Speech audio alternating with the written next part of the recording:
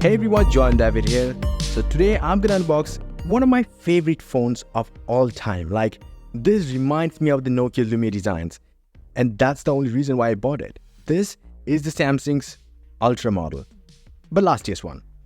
There is a reason why I bought it, but let's unbox this one first. Oh yeah, actually Samsung doesn't provide anything in the box. See the green color, bro. This is freaking beautiful. Like, this hardware alone looks super duper awesome. This is beauty, pure beauty. I'm shooting this with the iPhone 15 Plus, so you can see that is also a mammoth of a phone. Really good phone, but this one, wow. If you look at these buttons and all those stuff, they are very thin and slim, but this looks real though. Like it a lot. Probably love it at this point. I don't know why my iPhone is not trying to focus too much on it, because it's a Samsung, I guess that's the reason. But you have the S Pen right here. Wow. That's really, really cool. Is it a gray S Pen? I don't know why that is the case, but just anyway, that's not the point. The point is, let's turn it on and see the first logo. Samsung Galaxy. Let's see how much time it does take. But I'm feeling something really awesome.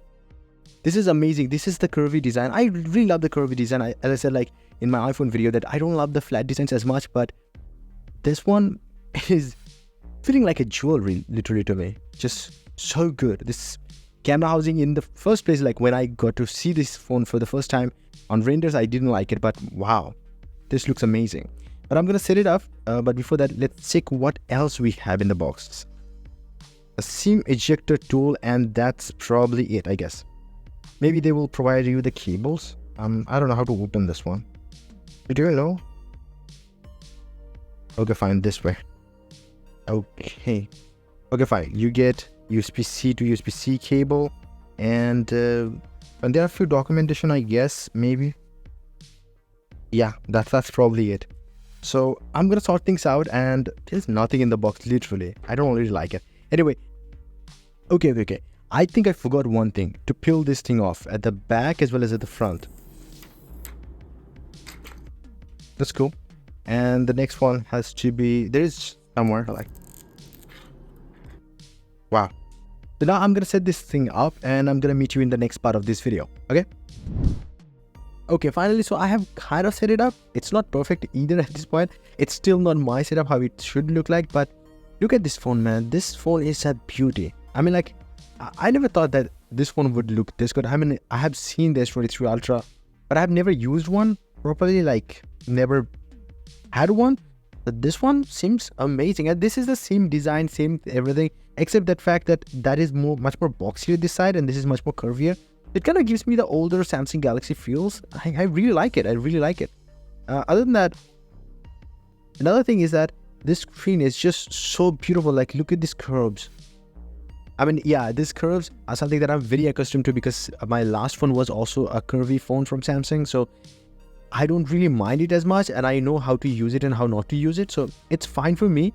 But I'm just saying, like, this is not a great thing for when you think about the durability things. But overall, just a normal use case things, this is just beautiful. That's what I can say. I mean, this is probably the only Samsung phone that you can kind of buy at this point, which also has like a curvy display from Samsung. Few things I noticed is that the brightness is real good. Now, I am very accustomed to the iPhone 15 Plus's 2000 nits. I'm just joking. This panel is so beautiful. I mean, this is the same wallpaper I have on my iPhone 15 Plus. The colors are a little different. This is much more saturated one. You can change it easily, which you can't really do on the iPhone, but the iPhone's one is actually accurate.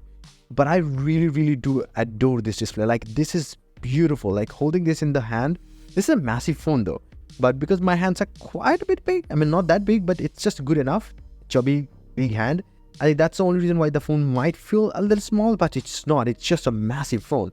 Now, other than that, I actually have tested out the camera just this much, like this 10x camera and also this rattling noise. I mean, it's an optical image stabilization module of the main camera, but I don't even know which is the main camera. Is it this one? Maybe this one is the main camera. But this is the teleporter camera. I mean, like, look at it from inside. I mean, this is just pure beautiful. This camera can take some awesome photos. I've done Like I've zoomed in my iPhone's photos and they look really awesome, but this one is just like having a dedicated 10x camera is super duper awesome. Like, I mean, this 10x camera starts where my iPhone's camera starts to break the pixels. So yeah, this is a big jump. For me, the 3x camera is only good for portrait photography, but hey, this is just amazing. I'm going to show you another thing. This is my Nokia Windows Phone, and this is something that reminds, I mean, like I always think that the Note 10 Plus is the first phone to come with the Lumia design. Literally, this design and this design is very similar. Even though this design still has a little bit of curve, the Lumia 1520 didn't even have the curve. It had the same kind of design.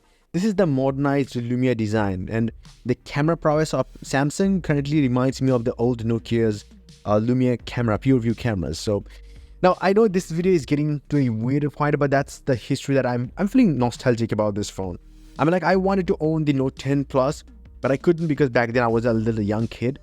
Note 20 Ultra came at a time when the whole world was shutting down, so it was not a good thing to do. But then I started missing the Note series. But then the S22 Ultra, this is the one that came and mixed the S series and the Note series design. So that's the only time I felt like now I have another chance to buy a Note series phone. Otherwise, I was looking at like a used Nokia, used Note 20 Ultra devices. So anyway, the point is, finally, I own a Note device. I mean, like I've been using Galaxy S series devices for a very long time. I'm kind of bored with that curvy design. I want this, like the design that digs in your hand. That's the design I want. I mean, like I love it. I know there are people who says like ergonomically, it's just not the best. It's really weird, but it's just very sharp, But for me, that's the one thing I love about it. Now I'm gonna put a case on it, which does means that I'm never gonna feel this phone ever again, unless I take the case off. But yeah, until that happens, I'm also a little bit scared about it. I mean, this display is just, I'm scared of dropping it. It's just so good looking, so beautiful. Love this phone. But I'm gonna do a battery test of this device, just like the way I did of my iPhone 15 Plus, which has insane battery life. And people were complaining about this phone's battery life. So I'm gonna test this one out with the normal use cases that the way I do use a phone.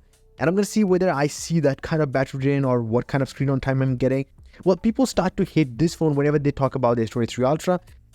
I'm impressed by this. I'm literally impressed by this. Because this also looks the same as the upcoming S24 Ultra, as well as the current S23 Ultra. So I'm not exactly missing out a lot. Now, I'm not going to give too much judgment on the phone right now because it's still the honeymoon phase kind of thing. But one thing I forgot to mention in the first part of the video is that the second reason I bought this phone right now is because of the price. Yes, the phone costed me only 960 bucks. Now, I'm saying only doesn't mean it's cheap. It is still a hella costly phone. But keep this in mind, this phone was launched at 1500 bucks in my region. But the good thing is that it is a Snapdragon 8 Gen 1 variant and it is a 256GB model, not the base 128GB model that you probably find in certain other markets. And that makes it much more cheaper compared to the current pricing of the S23 Ultra, which with the discount you can get it for 1200 bucks. Otherwise, without discount, it's about 1500 bucks. So you see what I'm trying to say here. For just that small little improvement that I won't even care about, I saved quite a lot of money. And that's the only reason why I bought this one.